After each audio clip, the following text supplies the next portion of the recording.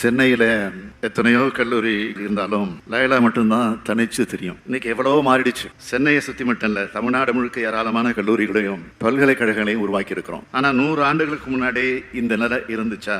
இல்லை. கல்விதான் அழிக்க முடியாத செல்வம்னு சொல்றோமே, அந்த செல்வம் அப்போ எல்லோருக்கும் கிடைக்கலன்னு சொல்றதை விட கொடுக்கப்படலை அப்படின்னு தான் சொல்லணும்.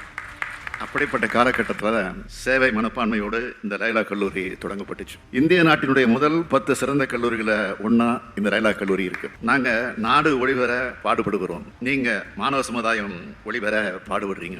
இவ்வளவு பெரிய காலேஜ் படிக்க கிடைச்ச வாய்ப்பை எல்லோரும் நல்லபடியா பயன்படுத்திக்கணும். கல்வியோட தேவையை அடுத்தடுத்து வர மாணவர்களிடமும் பதிய வைக்கணும். ஏன்னா கல்விக்கான தடைகள் புதிய படிப்புகளில் வர தொடங்கி இருக்கு. இப்போ கல்வியோட முக்கியத்துவத்தை குறைக்கிற மாதிரியான பேச்சுக்கள் மீண்டும் எழ தொடங்கி இருக்கு.